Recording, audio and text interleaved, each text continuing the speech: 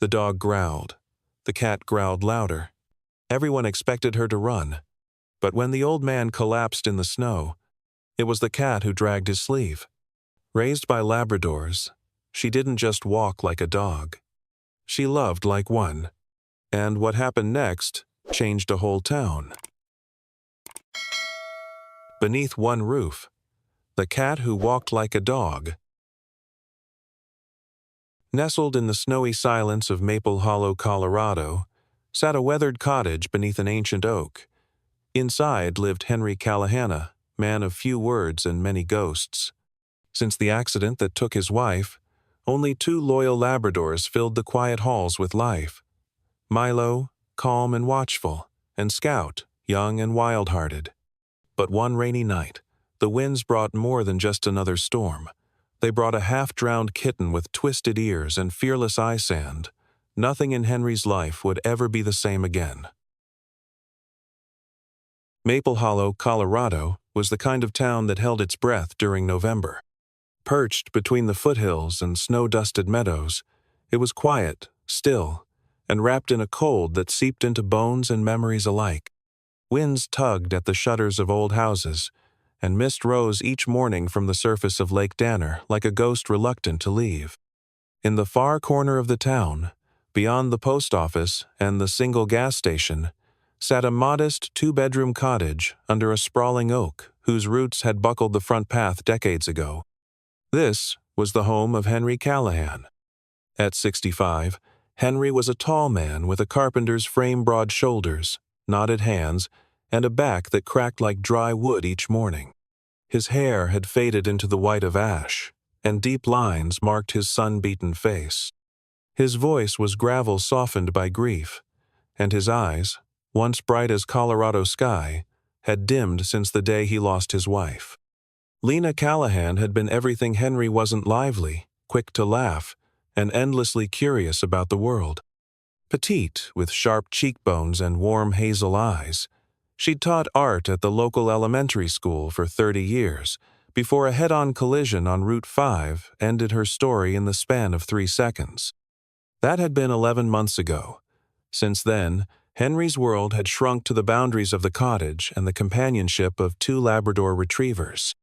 Milo, the elder, was a pale yellow, nearly cream-colored Labrador of 8 years.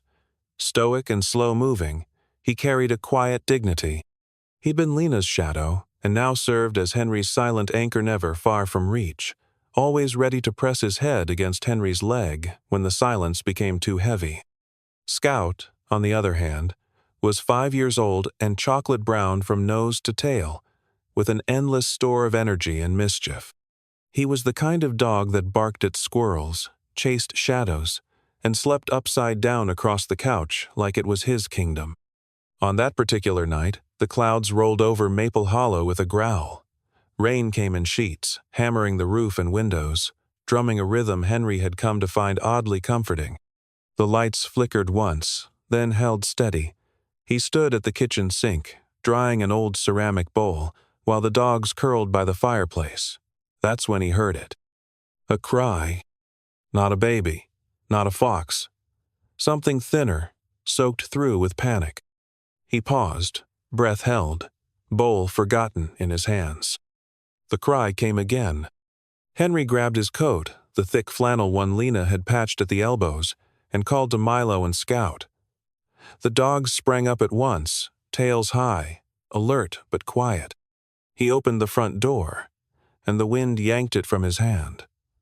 The rain slapped against his face as he stepped out into the storm. The sound led him down the street and around the corner to the old bus stop, just a wooden bench beneath a cracked plastic awning. A flash of movement caught his eye. There, huddled beneath the bench, soaked to the bone and trembling like a leaf in a gale, was a tiny creature. A kitten, no more than 6 weeks old. She was curled tightly, her silver fur matted with mud, her long tail wrapped around her side. Her ursmall curled back in the distinctive twist of an American curltwitched as Henry approached. Her eyes, enormous and a startling pale blue, stared up at him, unblinking. "Well, what the hell are you doing out here, sweetheart?" he murmured. Milo stepped forward first. He sniffed the air, then slowly approached the kitten. Henry held his breath. Milo was gentle, but even the calmest dog could surprise you. The kitten didn't move. Instead, she reached out one trembling paw and touched Milo's nose. Scout bounded up behind, curious and damp. But when he saw the kitten, something in him changed. His tail wagged slower, and his head tilted in that puzzled, tender way only dogs have. "All right," Henry sighed. "I guess you're not going anywhere tonight." He pulled off his coat and wrapped the kitten inside. She was barely heavier than a loaf of bread. Back at home, he dried her gently with an old towel, then filled a cardboard box with a hot water bottle and a folded quilt. Milo lay nearby, ears up. Scout sat beside the box and let the kitten sniff his paw. Henry watched them, unsure whether to laugh or shake his head. "You two gonna play nanny now?" The kitten, still nameless, let out a soft, gravelly mew, and then curled herself against the water bottle like it was a heart she recognized. Henry poured some warm milk into a shallow dish, dipped his finger in, and gently brought it to the kitten's mouth. She licked at it weakly, her tiny tongue like sandpaper against his calloused skin. "Well, we'll get you to the shelter in the morning," he said out loud, as if to make it official. "Somebody'll want you." But that night, as he made his way toward the bedroom, he glanced back. Milo and Scout were curled around the box, one on each side, and nestled between them, her silver head rising and falling with sleep, was the kitten. Her ears twitched in the firelight, and her paw rested against Scout's leg like they'd known each other forever. Henry paused at the doorway. "You boys don't make this harder than it already is," he muttered, but he didn't close the door all the way. He left it cracked open. The days that followed were cold and glassy, with frost etching delicate veins across the windows of Henry's cottage, like nature's quiet reminder of winter's reach. Maple Hollow had entered its stillest season, wood smoke curling from chimneys, the last pumpkins caving in on porches, and silence falling thick over the hills. Inside the cottage, though, things were changing. The kitten had survived her first night in Henry's care, and by the third morning, she had begun exploring the corners of the living room. Henry, true to his word, had bundled her into a carrier and driven toward the shelter on Main Street only to turn back halfway. He never said why. Maybe it was the way she stared up at him from behind the mesh, or the way Milo had paced the front hallway anxiously until she was returned. He named her Sadie. Sadie, now dry and fluffier than he'd thought possible, had silver-gray fur streaked with pale ivory and blue eyes that missed nothing. Her curled-back ears gave her a permanently alert expression, as though she were always listening, always ready. She was light on her feet, but not timid. If anything, she carried herself like she belonged. Milo treated her with the patience of a monk. When Sadie tried to climb over him, he barely lifted his head. When she stole pieces of his kibble, he looked to Henry for guidance, but never growled. Scout, on the other hand, had found a playmate. He'd drop tennis balls in front of her, bark softly, and then lie on his back, tail wagging like a metronome, inviting her to pounce. One afternoon, Henry watched as Sadie batted at Scout's ear, then darted beneath the couch when he rolled over. She did it again and again, like a game of tag. It was absurd, and also oddly beautiful. "I guess you boys have a sister now," Henry muttered, sipping coffee from his chipped, world's best grandpa mug. It wasn't long before Sadie picked up more than just games. She began mimicking behavior. Sitting on command wasn't natural for a cat, but somehow she managed it. She waited near the door when Scout and Milo lined up for walks. She came when called, albeit with feline detours. And most strangely, she began making a low, throaty sound. Not quite a bark, not quite a meow whenever someone unfamiliar approached the porch. That someone, one morning, was Sophie Bennett. Sophie had been Henry's neighbor for over 20 years. A widow herself, she was a trim woman in her late 60s, with tightly curled white hair, neatly pressed slacks, and a permanent frown that had likely settled after her husband's prolonged illness a decade earlier. She was the type who deadheaded her rose bushes twice a week, wrote complaint letters to the town council about noisy leaf blowers, and always had strong feelings about what was proper. She knocked firmly. Sadie was the first to react, standing beside Milo, tail flicking, eyes narrowed. "You don't have to answer if it's her," Henry muttered, but he opened the door anyway. "Well," Sophie began, squinting down at the animal lineup, "I see the menagerie has grown." Henry leaned on the doorframe. "Morning, Sophie. I brought you some pecan muffins," she said, holding out a covered plate. "And to be honest, to ask if you'd lost your mind." He accepted the plate. "That's a hell of a combination." She ignored the remark. "That cat," she pointed with one finger, "is acting like a dog. Is that so? She sits when you say sit. She walks on a leash. I saw her on your porch last night, growling at a raccoon like she was guarding the property. She's adapting." "She's confused," Sophie said sharply. "And it's not right." Henry sighed. "Sophie, I've lost the woman I loved more than life, and if a cat pretending to be a Labrador helps this house feel a little less empty, I don't much care if it fits your idea of normal." Sophie's mouth opened, then closed. She didn't reply. Instead, she handed him the muffins and left. Later that evening, Henry sat on the floor, surrounded by fur. Milo rested his head on Henry's knee. Scout gnawed on a rope toy. Sadie lay curled against Scout's belly, tail twitching as she dreamed. "You're not confused," Henry whispered. "You're just you." Sadie stirred, opened one eye, and let out a chirping bark that made Henry chuckle. Maple Hollow braced for the storm in the way all small towns dow with radio updates, firewood stacks, and quiet dread. It was late December, and the forecast called it a historic system, the kind that silences landscapes and tests old foundations. Wind howled down from the Rockies, stirring the pines behind Henry Callahan's cottage, and by nightfall, snow had begun falling in heavy sheets that erased roads, fences, and even sound. Inside the house, the fire crackled warmly. Henry had pulled the old quilted armchair closer to the hearth, and was reading a faded copy of The Old Man and the Sea, the same copy Lena had gifted him on their 10th anniversary, with her neat cursive still visible on the inside flap. "For all your quiet storms, love, L."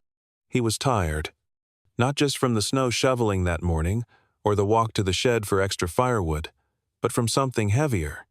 He hadn't eaten since lunch some canned soup he barely touched, and his hands trembled slightly as he turned the page. Milo lay at his feet, head resting on one paw. Scout was sprawled on the rug with a rubber bone.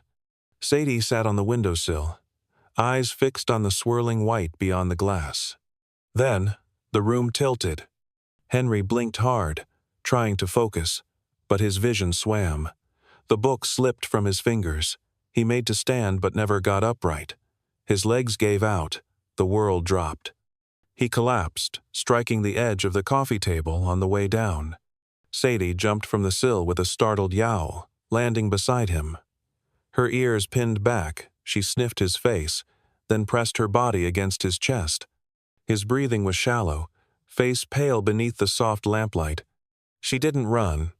Instead, she did something Henry had once laughed at. She pawed at his sleeve. When there was no response, she bit down gently, tugging as she had seen Scout do when demanding attention.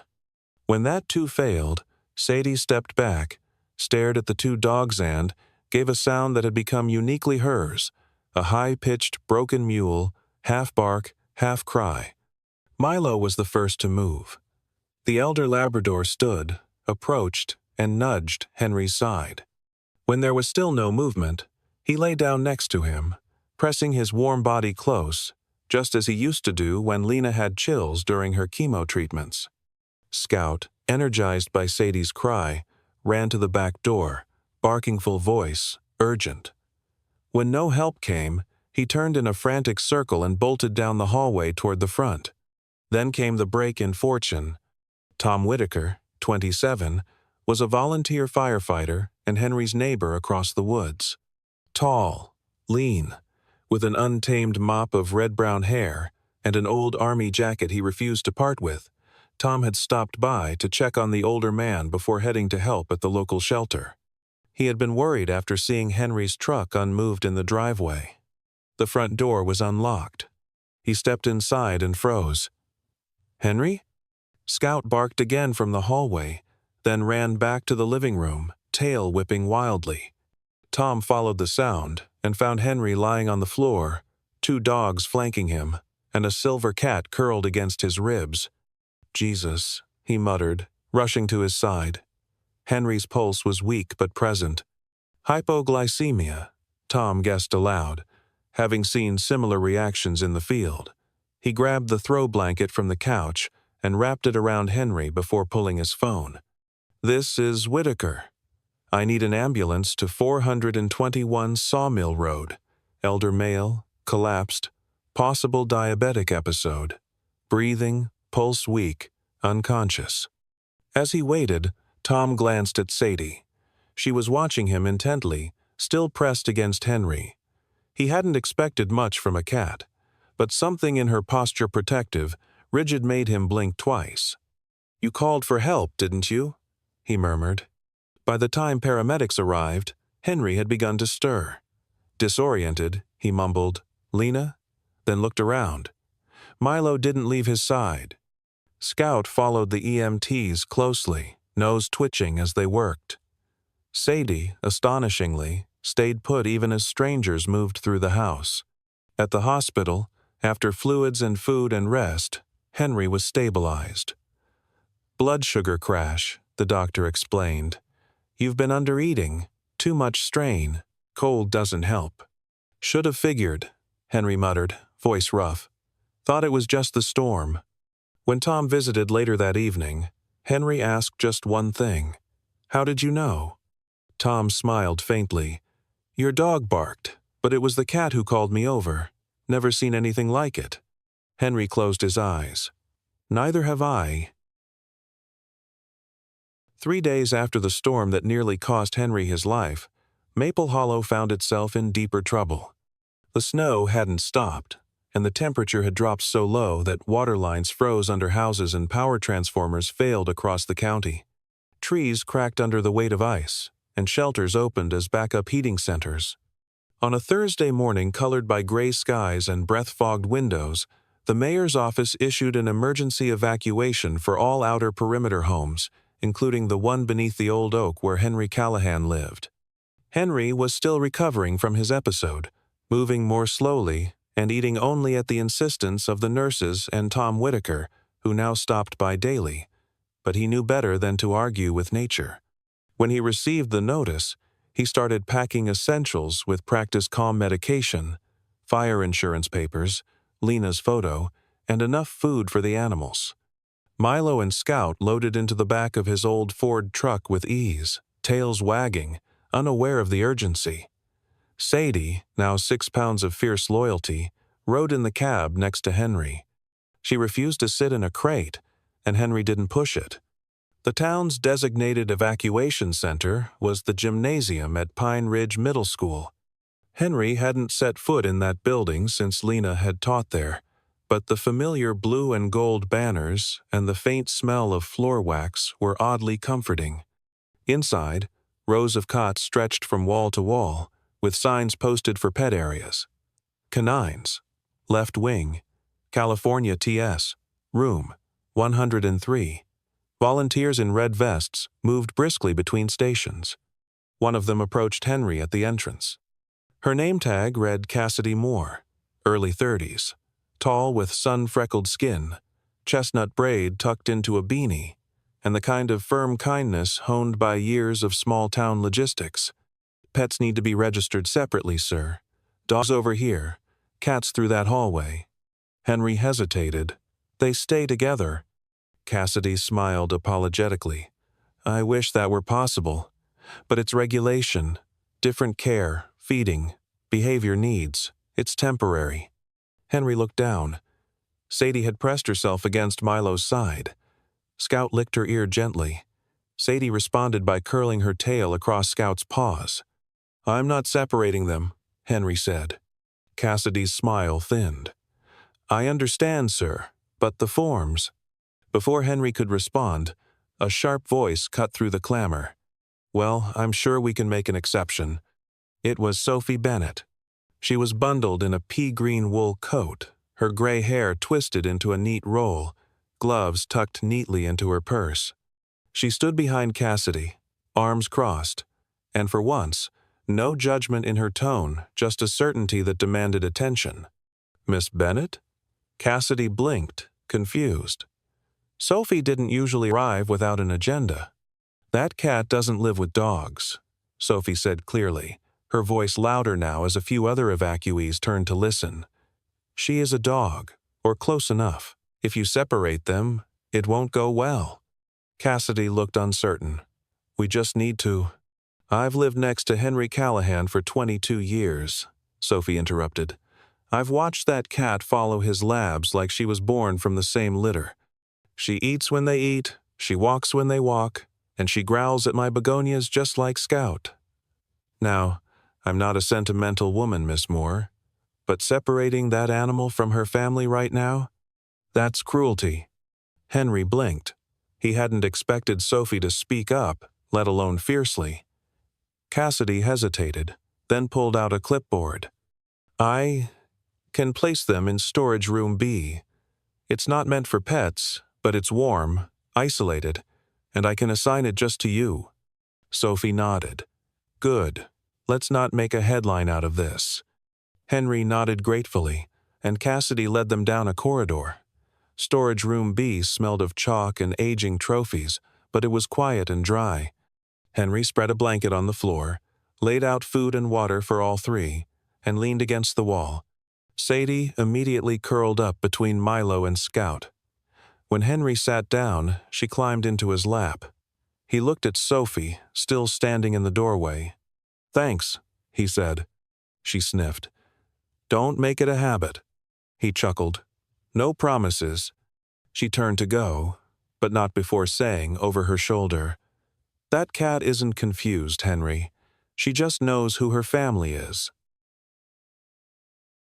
The snow had begun to melt, not in dramatic sheets, but slowly, almost politely. In Maple Hollow, spring arrived on tiptoe icicles dripping from gutters, robins testing branches with hopeful chirps, and the scent of thawed earth rising from beneath the crusted frost. By early March, the emergency shelters emptied, power returned, and people trickled back to their homes, brushing off winter's weight with shovels and laughter. But not Henry Callahan. His cottage beneath the old oak had suffered more than just the cold. A cracked water pipe had flooded the kitchen and warped the floorboards, and the weight of snow had bowed the roof dangerously. A building inspector named Chet Lawson, a heavy-set man with a tobacco-stained mustache and a soft spot for dogs, shook his head after one look.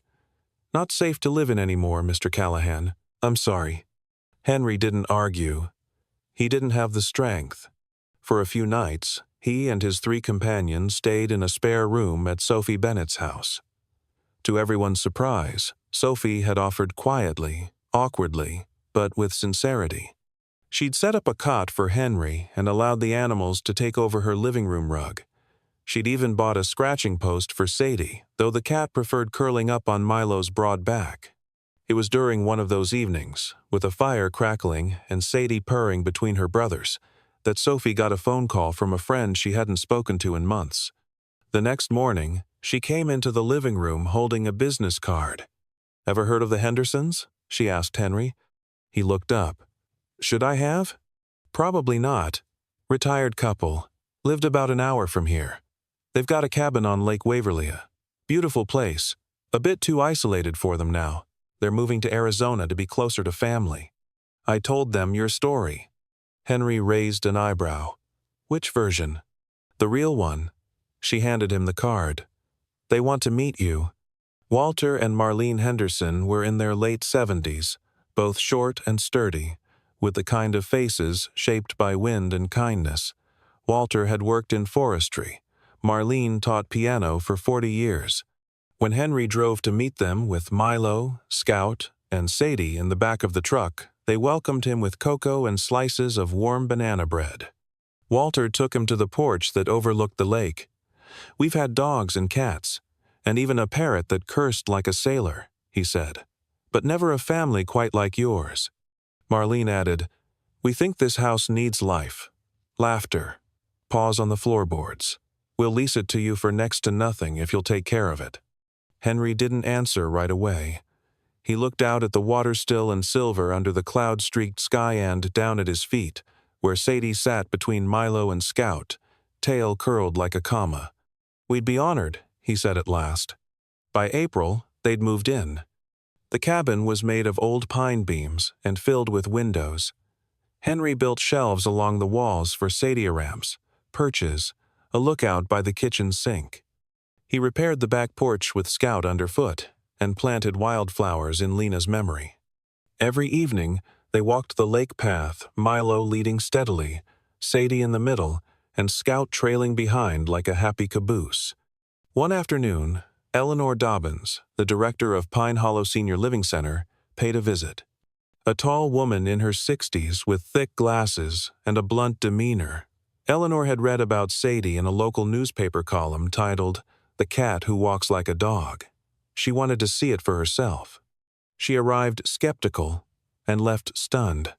"Your cat waits for permission to eat?" she asked. "Yes." "And fetches tennis balls?" "If she's in the mood."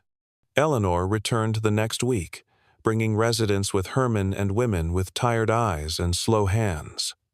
Sadie sat patiently in laps. She pressed her head to shaky fingers. She purred when a woman named Ruth cried and barked, sort of when a man named Arthur dropped his cane. "She's not a therapy animal by certification," Eleanor said, "but she's better than any we've had." Sadie became a regular visitor. Sophie, too, found new purpose. Once wary of difference, she now championed the Callahan household. She spoke at town meetings, wrote letters to the local paper, and even started a blog called Unlikely Families. She ended every post the same way. It's not about what they are. It's about who they are to each other. At night, the house was full of life. Milo snored near the door. Scout twitched in his dreams on the hearthrug. Sadie, always the bridge between worlds, slept in the middle, curled into Milo's chest, one paw resting on Scout's tail. Henry, lying on his new mattress, would watch them with tired eyes softened by something close to peace. Some nights, he still spoke to Lena. "You were right," he'd say, "about balance. Dogs give love, cats make you earn it. But sometimes, a cat learns both." Sometimes, family isn't defined by blood or species, but by love, loyalty, and shared survival. In a world eager to sort things into boxes, Sadie, Milo, Scout, and Henry remind us that the most meaningful connections often defy expectations. Whether you walk on 2 legs or 4, bark or purr, what matters most is how you show up for those you love. If this story warmed your heart, consider sharing it with someone who might need a little hope today. Leave a comment to tell us about the unlikely bonds in your life, and don't forget to subscribe for more stories that remind us what truly matters. Let love lead, even when it walks on paws. Paws, end.